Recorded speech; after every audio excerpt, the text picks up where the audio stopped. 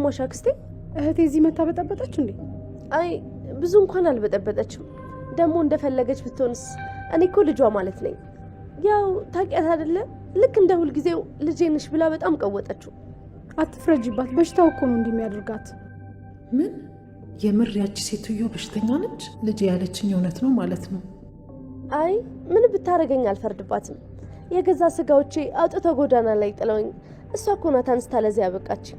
ስለዚህ እሷ ከማንም በላይ እኔ ላይ ሙሉ መብት አላት እና የፈለገችውን ነገር ማድረግ ትችላለች። ወላጅ እናትሽን ደግሞ እንዳገኘሽ ሰምቻለሁ። ይሄን ከሰማች በሽታው ይነሳባታል ብዬ ነበር ያልነገርኳት። እንኳን እሷ ቀርታ እኔ እንኳን እንደ እህቴ ልጅ ነበር ማይሽ። እንደዛ እኮ ነው። እሷ ደግሞ የምር እናቴ ናት። እናንተ ከስጋ ዘመዶቼን በላይ ናችሁ። ቃል እውነቷን ነበር ማለት ነው። ልጄን ዝም ብዬ ነው የጠረጠርኳት። ምን አይነት እናት ነኝ ግን? እመቤት፣ እናቷ ግን ምን አለችሽ? እሱን ተይው፣ ምንም ለውጥ አያመጣም። እኔ ነኝ እናቷ። ሳላውቅ ተናግሬያታለሁኝ። ቃልም እኮ ነግራኝ ነበር። አንቺ ግን አላመንሽኝም ነበር። የቃል እናት፣ ይሄ ነገር ላንቺ ምን ያህል ከባድ እንደሆነ አውቃለሁ። የትኛውም ጤነኛ ሰው እንዳንቺ ነው እንደሚያስበው። ለዛ ነው እዚህ ድረስ ላናግርሽ የመጣሁት። ልጅሽን ከ10 ዓመት በፊት ነበር ከጎዳና ላይ ያገኘናት። እህቴ ልክ እንደ ልጇ ነበር አድርጋ ያሳደገቻት። መቼም የተፈጠረውን ቃል ነግራሻለች አይደል? እህቴ የገዛ ልጇን ካጣች በኋላ ጤናዋ ሁሉ ተዘበራርቋል። ቃልን ልክ እንደ ገዛ ልጇ እያየች መቃዠት ጀምራለች። ለዛ ነው እዚህ መታ የተናገረቻችሁ። እባክሽን ለእህቴ ይቅርታ አድርጊላት፣ ጭንቅላቷ ጥሩ ስላልሆነ ነው። ችግር የለውም በቃ። እመቤት እህቴ አይደለችም። ልክ እንደዚች ቀጣፊ ውሸታም ናት። ለገንዘብ ስትል ደግሞ ምንም ነገር ማድረግ ትችላለች። አየሽ፣ ይሄንን ገንዘብ ስለሰጠቻት ነው የመጣችው። በፍጹም እህቴ አይደለችም። እንደሱ አይነት እህት በፍጹም አይኖረኝም። መቼም አይኖረኝም። ለምን ቃል? ለምን? ቆይ ግን አንቺ ውሸት አይሰለችሽም እንዴ? የራስሽ አንሶ ደግሞ ሌላ ሰውንም ታስዋሻለሽ? ይህን ያክል ለምንድን ነው እንደዚህ የምታረጊው? እናቴ ነግሬሻለሁ እኮ ውስጥ ብቻችን ያወራነው ነገር በጭራሽ አትርሺ። ለምን እንደዚህ እንደሚያደርጋት እኮ ነግሬሻለሁ አይደል እንዴ? ይሄ ደግሞ አንዱ ምልክት ነው። በቃሽ ቃል፣ መዋሸት አይሰለችሽም? እኔ እኮ ብር ስትሰጫት እያየው ነበር። እኔ እንዳንቺ መጥፎ ሰው ስላልሆንኩኝ እያገዝሻት እንጂ እየከፈልሻት አልመሰለኝም ነበር። ሰላም ሰላም፣ ውዴ ቻናሌ ቤተሰቦች እንዴት ናችሁልኝ? እንኳን ወደ እኔ ዩቲዩብ ቻናል በሰላም መጣችሁ። እንዴት ናችሁ የኔ ተወዳጆች? አደራ በአደራ ድራማ እንግዲህ በክፍል 61 ላይ ጥሩ ነገሮች እየታዩ ያሉ ይመስለኛል። ምክንያቱም ቃል እንግዲህ አሁን ላይ እሷም በእርግጥ እሷም አልሸነፍ ባይነቷን ቀጥላበታለች። ነገር ግን ዙሪያውን እንግዲህ ጥላቶቿ እየመጡ ነው ማለት ነው። ሳሚ የብሌንን እውነት አወጣለሁ ብሎ እንግዲህ እሷ ነገሩን ባትቀበለውም ወይም ደግሞ ስለሚያፈቅራት ማለት ነው። አንዳንድ ጊዜ ፍቅር ማለት የሆነን ሰው ከኛ ጋር ማድረግ ሳይሆን ስለዛ ሰው ጥሩ ነገር መመኘት እንደሆነ ሳሚ ማሳያ ነው በነገራችን ላይ። ምክንያቱም ደግሞ ብሌን አላፈቅርህም ብለዋለች። እኔም ማፈቅረው ዳግምን ነው፣ አልፈልግህም ብለዋለች። እሱ ደግሞ በጣም ነው የሚወዳት። ለዛ እንግዲህ የእሷን ደስታ ስለሚፈልግ ደስታዋ ደግሞ ቤተሰቦቿን ማግኘት ነው። ከምንም በላይ ደግሞ እናቷን ሰላም እናቷ መሆኗን እንድታውቅ እንግዲህ እየሰራ ነውና ሳሚ ቀጥልበት። እንግዲህ አድናቂ ነን በዚህ ስራ። መጀመሪያ ላይ የአቶ በኃይሉ ሰራተኛ ስለነበረ ብዙም ጥሩ ነገሮችን አይሰራም ነበር። እንግዲህ ብሌንን ከአንዴም 2 ጊዜ ሊገላት ሲሞክር አይተናል። እንግዲህ ያ ሁሉ ጊዜ ተቀይሮ ማለት ነው ጊዜ ወይም ደግሞ እሷ ጥሩ ሰው እንዲሆን ትነግረው ነበረ። ራሱ እንዲቀይር ማለት ለሰው ብሎ ሳይሆን በቃ መልካም ሰው መሆን እንዳለበት በተደጋጋሚ ትነግረው ነበረ፣ ስብዕናው እንዲቀይር እና በዛ ንግግሯ ነው እሱ ደግሞ የተቀየረው። በዛ ላይ ደግሞ በጣም ይወዳታል። ስለዚህ እሷ ያለችውን ነገር ሰምቶ ማንነቱን ቀይሯ ሙሉ ለሙሉ። ሳሚ መጥፎ ልጅ ነበረ በቃ። ያ የሆነበት ደግሞ አቶ በኃይሉ ከእሱ ጋር ነው ያሳደገው። እያንዳንዱ ስራውን እያሳየው መጥፎ ስራዎችን እንዲሰራ እያዘዘው ስላደገ ሳሚ እንግዲህ እንደዚህ አይነት ማንነት ነበረው። አሁን ግን እድሜ ለብሌን ተቀይሯል። ሙሉ ለሙሉ መልካም ሰው ሆኗል። በኃይሉን ክዶ መጥፎ ሰው ስለሆነ እሱን ክዶ ከመልካም ጎን ከመልካም ነገሮችን መተባበር ጀምሯል። እና እንግዲህ አንደኛው ማሳያው የዳግምን እናቱን ማገናኘቱ ነው። ዳግም አይወደውም አይደለ? ነገር ግን እናቱን አገናኝቶታል።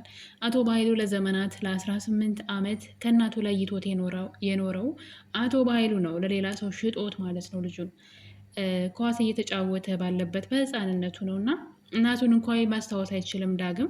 ስለዚህ ትልቅ ውለታ ነው በህይወት ውስጥ የዋለለት። እናቱን አገናኘው። ራሱን አደጋ ላይ ጥሎ ነው። በኃይሉን ነገር ቢያውቅ እንዴት ሊያደርገው እንደሚችል ያውቃል። በዛ ላይ የሳሜን ቤተሰቦች ሳይቀር የበኃይሉ እጅ አለበት። የእሱ ቤተሰቦች በህይወቱ ይኑሩ አይኑሩ አላውቅም፣ ግን ከቤተሰቦቹ የለየው ራሱ የበኃይሉ እጅ አለበት። እዚህ ልጋ ብቻ በኃይሉ ያልጎዳው ሰው የለም። የገዛ አባቱን የገደለ ጨካኝ ሰው ነው።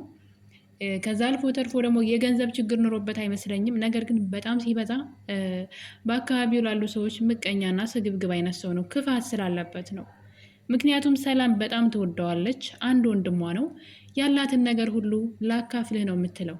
እሱ ግን የሚፈልገው ሙሉ ነገርን ነው። ሙሉ ነገርን ገንዘቧን ብቻ ሳይሆን እሷ ራሱ ደስተኛ እንድትሆን አይፈልግም። ሰዎች ደስተኛ እንዲሆኑ አይፈልግም። እና ይህ ደግሞ በጣም ሰይጣን ሲጠናወተን ነው። እንግዲህ አንዳንዴ ከገንዘቡም አልፎ የሰዎች ደስታ የሚያናድደን ከሆነ መኖራቸው፣ ጤናቸው የሚያናድደን ከሆነ እንግዲህ ልክ እንደ በኃይሉ ጤናማ አእምሮ የለንም ማለት ነው። እና በኃይሉ እንግዲህ ያልበደለው ሰው የለም። ብዙ ጥላት ነው ያለው። በነገራችን ላይ የዳግም አባትንም ሞት እጁ እንዳለበት ነው እንግዲህ መረጃዎች የሚያሳዩት። ታዲያ በወንጀል የተጨመላለቀው አቶ በኃይሉ የገዛ የእህቱን ልጅ ደግሞ እንግዲህ አውቶ ጥሎ ሌላ ልጅ አምጥቶ የራሱ ጥላቱ ናት ሁናዋለች። እና አንዳንዴ ሰው የዘራውን ያጭዳል ነው የሚባለው፣ ወይም ደግሞ በሰፈሩት ይሰፈራል ማለት ነው። አቶ በኃይሉ እንግዲህ የስራውን ነው ያገኘው። እሱ እየዘራው የሄደው እሾህ ነው ዛሬ መልሶ ራሱን እየወጋው ያለው። እና የሄቱን ልጅ ቀይሮ በሌላ ለገንዘብ ብሎ ሌላ ሴትን አምጥቶ እዛ ቤት ልጅ ብሎ አስገብቶ ከዛ ምንድን ነው የሆነው? መጨረሻ ላይ እሱን ራሱን ነው የከዳችው ልጅቷ። እሱን ራሱን ክደው አሁን ላይ ቃል እንኳን እንዴት ምርመራው እንደቀየረችው ማንም ሰው ማወቅ አልቻለም። እሱን ሳይቀር ከእህቱ ጋር አጣልታ እቅዳቸውን ለብቻዋ አድርጋ እሱን ከእህቱ አባረዋለች። በእህቱ ዘንድ ተሰሚነት እንዳይኖረው ልጅሽ አይደለችም ብሎ እንኳን መናገር እንዳይችል አድርገዋለች። ይህ ማለት እንግዲህ ምን ያክል መጥፎ ስራችን ነገ ላይ ለራሳችን ዙሮ እንደሚሆን ማሳያ ነው። እና እንግዲህ ይሄ ነገር ለሳምንታት ቆይቷል። ብሌንም ደግሞ ሳሚን አላምንህም ዋሽተኛን ስትል እያየን ነው። የብሌን ነገር አንዳንዴ እኔ ግራ ያጋባኛል። እኔም ብቻ ከሆነ አላውቅም። እናንተም እንደኔ ከተሰማችሁ ኮሜንት ላይ ሀሳባችሁን አስቀምጡልኝ። ብሌን በተደጋጋሚ እንግዲህ ቃል ለሰላም ልጅ እንዳልሆነች ከራሷ ከቃል አንደበት ሰምታለች። ምንድን ነው ያለችው? እንደውም የሆነ ጊዜ ከሄለን ጋር ሁና እንግዲህ ሄለን ጓደኛዋ ማለት ነው፣ ከእሷ ጋር ሁና እኔ እዚህ ቤት የዚህ ቻሮይት ሴትዮ ልጁ ነው የመጣሁትኝ። አንድ ክፉ ወንድም አላት፣ እሱ ነው ልጇ እንደሆነ አድርጎ ያመጣኝ እና እሷን ገድያት ንብረቱ እንድንካፈል ነው ሀሳቡ። እኔ ግን እንደዛ አይደለም ሀሳቤ። ወንድሟን እስር ቤት አስገባዋለሁ፣ እሷን እገላትና ሙሉ ንብረቱ ለእኔ ይሆናል ስትል ብሌን በጆሮዋ ነው የሰማችው። የሰላም ልጅ እንዳልሆነች ከቃል አንደበት ሰምታለች።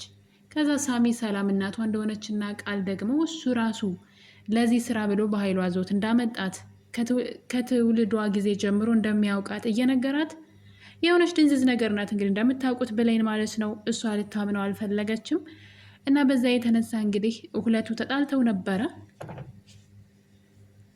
በዛሬው ክፍል ደግሞ በ61 ላይ እንግዲህ ቃል ሌላ ድራማ ጀምራለች። እሱም ምንድን ነው?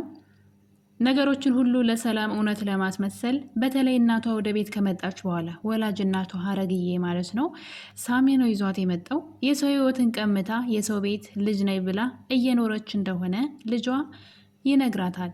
እንግዲህ እናቷም ወደዛ ቤት በመምጣት ልጄ ናት አምጬ የወለድኳት የራሴ ልጅ ናት ብላ ለሰላም ትነግራታለች። ታዲያ ቃል ምንድን ያደረገችው? ሴትዋ በሽተኛ እንደሆነችና የሞተች ልጅ አለቻት በእኔ እድሜ፣ ስለዚህ እሷ ነው የምመስላት፣ እኔ ያሳደገችኝ እናቴ ናት፣ ልጅ ናቴ ማለት መብት አላት፣ በዛ ላይ ትንሽ ያማታል፣ ስለዚህ ልጅ ናት ስትልሽ አዎ ልጅሽ ናት ባያት ብላ ሰላምን አሳምናት ነበረ። ታዲያ እንግዲህ ከተመለሰች በኋላ ሀረግዬ ሳሚ ሁሉንም ታሪክ ነግሯታል። እዛ ቤት የሰላም ልጅ ነኝ ብላ እየኖረች እንደሆነና ጭራሽ የዲኤንኤን ውጤት ሳይቀር አስቀይራ ልጁን እየኖረች እንደሆነ ሀረግ እናቷ በጣም ሀቀኛ ናቸው። አንዳንዴ ድሃ ኩሩ ነው የሚባለው እውነት ነውና በጣም በድህነት የሚኖሩ ሰዎች ናቸው። ቃልም ከዛ ህይወት የወጣች ስለሆነች ነው አሁን ላይ ገንዘብ ማጣት የማትፈልገው። ለዛ ነው የምትፍጨረጨረው። እና ግን ሀረግዬ ምን አይነት ኩሩ እናት እንደሆነች ማለት ነው። እንግዲህ የሀረግ እህት አለች ይመስለኛል። እህት ነው እንግዲህ እህቷ ትሆን አትሆን አላውቅም፣ ግን እህት ናት ነው የተባለችው። ፀሐይ የምትባል ሴት እንግዲህ ቃል ወደ ሰላም ቤት ታመጣለች። እሱም ምንድን ነው እናቷ በሽተኛ እንደሆነችና ቃልን ደግሞ ከጎዳና ላይ አንስተው በህፃንነቷ የዛሬ 10 ዓመት እንዳሳደጓት ይህን ታሪክ እንድትነግርላት። ነገር ግን ደግሞ ሀረግዬ የቃል ትክክለኛ እናት ማለት ነው ትንሽ በሽተኛ እንደሆነችና ልክ ቃል ለሰላም እንደነገረቻት አይነት ታሪክ ተመሳሳይ ታሪክ እንድትነግርላት ኮፒ ታሪኩን ማለት ነው ሰላም ቤት እንድትመጣ ታደርጋለች። ታዲያ እንግዲህ ቃል ቤት ውስጥ ነበረች። ሰላምም ድንገት በር ሲንኳኳ ማን ነው ብላ በሩን ትከፍታለች። እኔ የቃል አክስት ነኝ ብላ ቃል እንድትጠራላት ትጠይቃታለች። ሰላምም እንግዲህ አክስትሽ ትጠራሻለች በማለት ሰላም ግር ብሏት ነበረ። እናም ቃል ከወጣች በኋላ ከአክስቷ ጋር ስትነጋገር ሰላም አብራቸው ቆማ ነበረ። እና እንግዲህ ውሸቷን ትቀጥላለች። አክስት ተብዬዋ ፀሐይ ማለት ነው እናትሽ እኮ ሀረግዬ እዚህ መታ እንደበጠበጠች ሰማሁኝ፣ ያው ባህሪዋን ስለማታውቅ ከእናትሽ ጋር ጣላችሽ መሰለኝ በማለት ለሰላም ያልተጻፈ ታሪክ ስትነግራት ነበረ። ምንድን ነው እንግዲህ የዛሬ 10 ዓመት ነበረ ቃልን መንገድ ላይ ወድቃ ያገኘናት። ከዛ እህቴ ሀረግ ማለት ነው ወስዳ አሳደገቻት እና ልክ እንደ ልጇ ነው የምታያት። ነገር ግን ሀረግዬ ልጅ ሙቶባታን በቃል እድሜ የሆነች ለዛ አእምሮዋ ትንሽ ተነክቶ ቃል ትክክለኛ ልጇ እንደሆነች ነው የምታስበው። ለዛ ነው ይህን ወሬ ስሰማ ምናልባት እንዳትረበሹ ብዬ ነው የመጣሁት በማለት እንዴት አድርጋ እንግዲህ አስመስላ እንዳወራች ሴትዋ አይታችኋታል። ሰላምን በውስጧ ልጄን አሰቃየዋት፣ እንዴት እጠራጠራለሁ ልጄ ትክክል ነበረች፣ ቃልን ውሸታም እያልኩኝ በማለት ራሷን መውቀስ ትጀምራለች ሰላምም። ነገር ግን እንግዲህ ሴትዋ ይህን ሁሉ ታሪክ ካወራች በኋላ ቃል አብራት ለተሸኛት ወጥታ ነበረ። በዛ ቅጽበት እንግዲህ ቃል ለዛች ሴትዮ መጀመሪያም ስታመጣት 10,000 ብር እንደምትከፍላትና ይህን ውሸት እንድትዋሽላት ሰላም ፊት ማለት ነው አክስት መስላ የቃልን ታሪክ እንድትነግርላት ነበረ ወደ ሰላም ቤት ይዛት የመጣችው። ሴትዋ ገንዘብ ወዳድ ስለነበረች እንዴት ነው ይህችን ተናግሬ 10,000 ብር አግኝቼ ነው ወይ በማለት እንግዲህ ሰፍ ብላ ሄዳ የነገረቻትን ታሪክ ወይም ደግሞ ሰላም እስከ ዛሬ ድረስ ከቃል አንደበት የሰማችው ታሪክ ማለት ነው። በተጨማሪ ይቺ ሴት እንግዲህ መታ ፀሐይ ማለት ነው ትነግራታለች። ታዲያ ሰላም በዛ ሰዓት እውነትም የቃል አክስት ወይም ደግሞ የአሳዳጊዋ እህት ናት ብላ ስላሰበች ትላንትና እኮ የቃልን አሳዳጊ በጣም አስቀይሜያታለሁኝ፣ በሽተኛ እንደሆነች ባቅ ኖሮ ይህን ነገር አላደርግም ነበረ ብላ ቃልና አክስትዬ ተብዬዋ ከግቢ ከወጡ በኋላ ሰላም ተከትላቸው ነበረ። እናም በሩን ድንገት ስትከፍተው ነበር አንድ ነገር ያየችው። እሱም እንግዲህ ቃል ለሴትዋ ገንዘብ ስትሰጣት ታያለች። እና ሰላም ነገሩን አይታ ዝም ብላ በሩን መልሳ ዘግታ ትመለስና ነገር ግን ሌላ ነገር ይፈጠራል ማለት ነው። ቃል በጣም ደስተኛ ሆነች። ሰላምም ቃል ተመልሳ ስትመጣ በጣም በደስታ ልጄ ይቅር በይኝ ላደረግኩብሽ ነገር ሁሉ፣ ጭራሽ ከዶክተሩ ጋር በድብቅ ልታስመረምራት እንደነበረ ሁሉ ነገረቻት። ያ ማለት እንግዲህ ሰላም አሁን ላይ ውሸት እንደሆነ ስትደርስበት ድጋሚ ቃልን ለማስመርመር የእሷን ናሙና ማግኘት አትችልም። ምክንያቱም በምን መልኩ ልታስመረምራት እንደምትችል ቀድማ ነግራታለች ማለት ነው። እና በጣም ነው ያናደደች ሰላም። መጀመሪያ ቀስ ብላ ማሰብ ነበረባት። በእርግጥ በሰላም መፍረድ አይቻልም። ልጅቷ በጣም ብልጥ ናት። ምን ማድረግ እንደምትችል ጠንቅቃ ነው የምታውቀው። የሆነ ውሸት ይታወቅባል፣ ሌላ ውሸት ብቻ። ምን አለፋችሁ ለጊዜውም ቢሆን ሰላምን ማሳመኛ መንገዶችን እያገኘች ነበረ። ነገር ግን ይህን ነገር እንግዲህ የቃል እናት ሀረግ ማለት ነው ሳሚ የሆነውን ሁሉ ከነገራት በኋላ ጭራሽ በቁሜ እኔን እንደዚህማ ካደረገችኝ ለዛውም በተከበርኩበት ሀገር እኔ እናቷ እያለሁ እናቴ ሌላ ነች ብላ የሰው እናትን ውጤት እስከ ማስቀየር ድረስ እንደዚህ አይነት ብልግና ማትሰራም ብላ ወደ ሰላም ቤት እያመራች እያለ ፀሐይን መንገድ ላይ ታገኛታለች። እንግዲህ እንደሚመስለኝ ከሆነ ፀሐይ ወይ የሀረግዬ እህት ናት ወይም አይደለችም ያልኩበት ምክንያት ምንድን ነው? እዚህ ጋር እንግዲህ ስታገኛት አንቺ የማትረቢ የት ነበርሽ ብላን የጠየቀቻት ወይም ይቺ አክስት ተብዬዋ ወይም የሀረግ እህት ማለት ነው መጥፎ ማንነት አላት ማለት ነው። ልክ እንደ ቃል ገንዘብ ወዳድ አይነት ሴት እንደሆነች ታውቃለች እህቷን ብትሆንና ስለዚህ የሆነ ተንኮል እየሰራች እንደነበር ስለደረሰችበት የት ነበርሽ ምን እያረግሽ ነበር ብላ እንግዲህ አይታችሁ ከሆነ ሀረግዬ ቅጥቅጥ አድርጋ የደበደበቻት። ያ ማለት ይተዋወቃሉ እና አፍንጫዋ ራሱ ደም እስኪሆን ነበረ የመታቻት። ከዛ ግን እውነቱን ተናግራለች።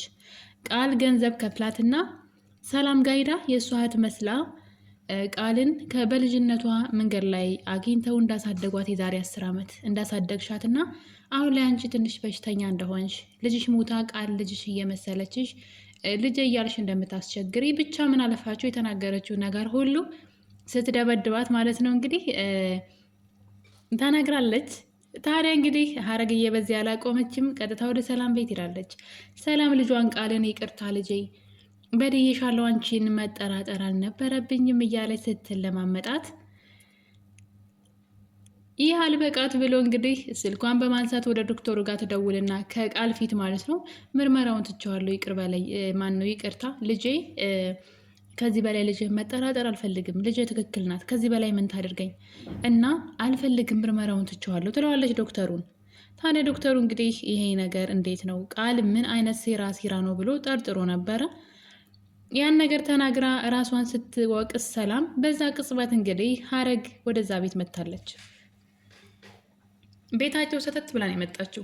ከመጣች በኋላ እንግዲህ አክስት ተብዬዋ ፀሐይ ማለት ነው ለቃል ምን ብላ እንደዋሸችላት ለሰላም ምን ብላ እንደነገረቻት ሁሉንም ነገር መንገድ ላይ አግኝታት እንደነገረቻት ቃል ገንዘብ እንደከፈለቻትም ገንዘብ ከሰጠቻት ሌላም ነገር ማድረግ የምችል ሰው እንደሆነች ጭራሽ እህቷም እንዳልሆነች ለሰላም ትነግራታለች። ሰላም በጣም ትደነግጣለች። እንግዲህ የቃል ውሸት ከቀን ወደ ቀን እየጨመረ እንደመጣ ስታውቅ ማለት ነው።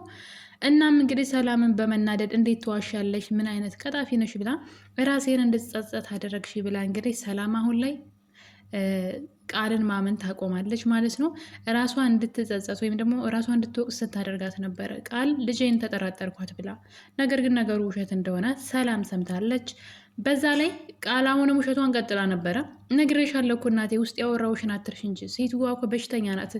ሰው ለገንዘብ ብሎ በዚህ መጠን እናት ላይ መጫወት አይከብድም ማለት ይህ ውሸት የሆነ ሰዓት ተጋልጦ ከዚህ ነገሩ ውጭ ነው የምትሆነው እና ወይ እስር ቤት ነው የምትገባው ወይ ሜዳ ላይ ነው የምትወድቀው። ግን ቤተሰብ እንዴት ይካሄዳል?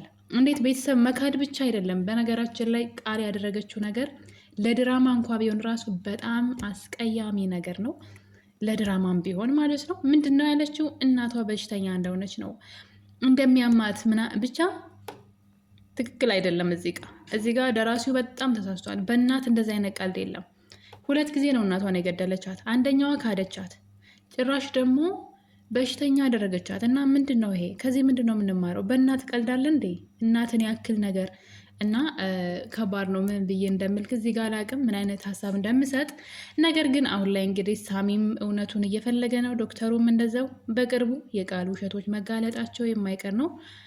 ቀጣይ የሚሆነው እንግዲህ ከብሌን ጋር እናትና ልጅ መሆናቸውን ማረጋገጥ ነው። ውድ ቤተሰቦቼ የአደራ ድራማ የክፍል 61 ትረካችን ይህን ይመስል ነበረ። እንደወደዳችሁ ተስፋ አደርጋለሁ። በሌላ በአዲስ ቪዲዮ እስከምንገናኝ የዛሬን አበቃን። ቸር ቆዩልኝ።